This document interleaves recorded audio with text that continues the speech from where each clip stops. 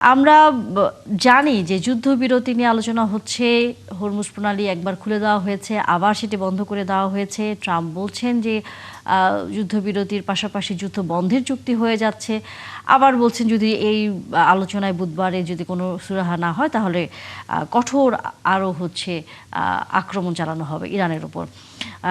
তো বারবার এক এক সময় এক এক কথা বলেন এবং এবং ওনার এই ধরনের কথাতে আপনার কাছে কি মনে হয় যে এইটিকে এক ধরনের কৌশলও কিনা বিভ্রান্ত করা, এই তথ্যের বিভ্রান্তি ছড়িয়ে দেওয়া সারা বিশ্বে? আর তথ্যের বিভ্রান্তি এবং এক ধরনের ভীতিও কাজ করছে। আসলে ইরানের সঙ্গে মার্কিন যুক্তরাষ্ট্র হয়তো ভেবেছিল যে আমরা ইরান এবং মার্কিন যুক্তরাষ্ট্র এবং ইসরায়েল, আমরা তো জানি যে মধ্যপ্রাচ্যে কেন পৃথিবীর অনেক দেশের সঙ্গে তুলনা করে ইসরায়েল কিন্তু একটু শক্তিশালী রাষ্ট্র।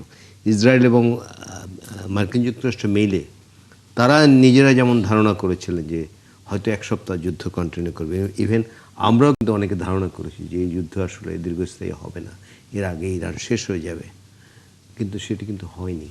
এবং আপনি ওয়েস্টার্ন মিডিয়ার কি কুটচাল বা এক পেশে নীতির কারণে মধ্যপ্রাচ্যে যে তাদের বেসগুলো রয়েছে, 17টি বেস গালফ কান্ট্রিতে, সেগুলো কিন্তু বেসিক্যালি ধ্বংস হয়ে গেছে। এবং এমন হয়েছে যে কিছু আক্রমণের কিছু ব্যবস্থা ধরুন দক্ষিণ কোরিয়া থেকে তারা নিয়েছে, কারণ ওখানে আর কোনো কী বলে ক্ষেপণাস্ত্র ছোড়ার বা ড্রোন ওড়ানোর মতো আর কোনো অবকাঠামো নেই। আমেরিকা আসলে একটি ঝামেলায় পড়েছে, বিরাট ঝামেলায় পড়েছে। এমনও মনে হচ্ছে, অনেকেই মনে করছেন যে ভিয়েতনামে তাদের যে পরিণতি হয়েছিল, ভিয়েতনাম কিন্তু প্রথম দিকে পুরো ভিয়েতনাম একদম দখল করে নর্থ ভিয়েতনামের প্রত্যেকটা গ্রামে বোমা টোমা মেরে শিক্ষা প্রতিষ্ঠান থেকে শুরু করে ধর্মীয় বিষয় সব শেষ করে দিয়েছিল। কিন্তু অফিসিয়ালি তারা 58,000 আমেরিকান সেখানে মারা গেছে ভিয়েতনামে।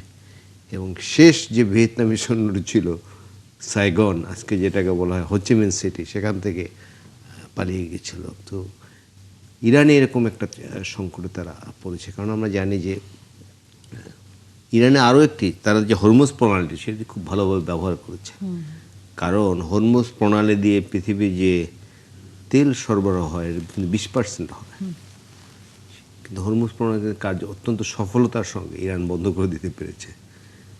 এবং আমেরিকা দাবি করছে তারা এবং ইরান মিলে হরমুজ প্রণালীকে তাড়াবে। তুমি কে? ইরান তো বলেছে আপনি কে? আমি তো আটলান্টিক কি বলে যে আটলান্টিকে যে কোনো ভোগদখল করতে চাই। এটি আমার নাগরিক প্রশ্ন, আমার একটি সাধারণ কৌতূহল। তোমার হাতে এত বোমা, ইরান বোমা বানাতে গেলে তোমার এত আপত্তি, এটি কেন? সে একমাত্র তার এই যে ধরুন ইসরায়েলকে রক্ষা করতে চায়। কারণ মিডল ইস্টের শাসক কেমন আপনি আমি আমাদের সব আলোচক আছে এবং এই অনুষ্ঠান যা দেখছে সবাই জানে যে গালফ কান্ট্রি এবং আরব কান্ট্রিগুলো কী ধরনের শাসকরা আছেন। যে শাসকরা আমেরিকার অনুগ্রহের উপর বেঁচে থাকে, তারা মনে করে যে যদি এবার সেটি ভুল প্রমাণিত হয়েছে যে আমেরিকাই শুধু তাদের নিরাপত্তা দিতে পারবে না, নিরাপত্তা পারেনি তো এবার। সুতরাং আমেরিকা এখন একটি বিরাট সংকটের মধ্যে আছে। সেই সংকটটাকে যে কোনোভাবে, এবং আপনি জানেন যে পাকিস্তানকে কিন্তু অনুরোধ করে এই যুদ্ধ নিয়ে আলোচনা করার জন্য এই বৈঠকটি ডেকেছে। যে কোনো মূল্যে ট্রাম্প যুদ্ধটি বন্ধ করতে চায়, কারণ জানেন যে খোদ মার্কিন যুক্তরাষ্ট্রে ব্যাপক বিক্ষোভ হচ্ছে। অধ্যাপক আকাশ আহমেদ, আপনার দৃষ্টিতে কি মনে হয় যে যুদ্ধবিরতি আদৌ আসলে হবে কিনা, সামনে কোনো সম্ভাবনা আপনি কি দেখেন? ধন্যবাদ আপনাকে। অবশ্যই সম্ভাবনা দেখি, কারণ হচ্ছে যে আপনি দেখুন অলরেডি কিন্তু আমেরিকা কিন্তু বিলিয়ন টাকা আমেরিকার জনগণের ট্যাক্সের টাকায় তারা ইরান যুদ্ধে খরচ করেছে। অন্যদিকে তাদের সার্ভিস মেম্বারও মারা গেছেন এবং হচ্ছে যে ইসরায়েলেরও প্রচুর পরিমাণ ক্ষয়ক্ষতি হয়েছে। এবং এই পরিমাণ ক্ষয়ক্ষতি হয়েছে যে যাবৎকালে এই পরিমাণ ক্ষয়ক্ষতি ইসরায়েলের কোনো রাষ্ট্র করতে পারে না, সেটা ইরান করে দেখিয়েছে। এবং ইরানের যে সামরিক সক্ষমতা সেটা কিন্তু পশ্চিমা রাষ্ট্রগুলো, বিশেষ করে ইসরায়েল এবং আমেরিকার যে চিন্তা ছিল সেটার অনেক বেশি সক্ষমতা ইরানের আছে। এবং সেজন্য ইরান যে, আমি এখানে একটা রেফারেন্স দিই, সেই রেফারেন্সটা হচ্ছে দেখুন রাশিয়া কিন্তু মনে করেছিল যে ওভারনাইট ইউক্রেনকে আক্রমণ করে ইউক্রেন দখল করবে এবং ইউক্রেনকে বসে নিয়ে আসবে এবং তার স্বার্থ চরিতার্থ করতে পারবে। কিন্তু ইউক্রেনের যুদ্ধ কিন্তু এখনো চলমান। এবং সেটা চলমান এই জন্যই যে ইউক্রেন শুধু ইউক্রেন একা না, ইউক্রেনের সাথে দেখবেন আপনি যে এটা হচ্ছে যে নেটো আছে, আমেরিকা আছে, এবং it is a war between Russia and the western countries including America and NATO members, European countries. So in that case এটা আমি বলবো যে একটা proxy war, it's American proxy war. তো এইটাও কিন্তু এখানে কিন্তু ইরানের ক্ষেত্রেও কিন্তু ফক্সিটা চলে আসতে পারে।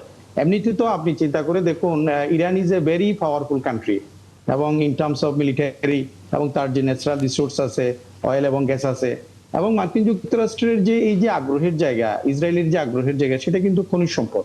এই যে ভেনিজুয়েলার ক্ষেত্রে যেটা হয়েছে যে ভেনিজুয়েলার খনিজ সম্পদকে মার্কিন যুক্তরাষ্ট্র দখলে নিয়েছে, এবং সেখানে আমেরিকান যে তেল কোম্পানিগুলো ইনভেস্টমেন্ট করতেছে, ইনফ্রাস্ট্রাকচার ডেভেলপমেন্ট করতেছে, এখন চায়না বলেন বা পৃথিবীর গ্লোবাল মার্কেটে যে অয়েল এক্সপোর্ট, সেটা মার্কিন যুক্তরাষ্ট্রের কোম্পানিগুলো করবে, এবং হিউজ রেভিনিউ মার্কিন যুক্তরাষ্ট্রের মার্কেটে চলে যাবে।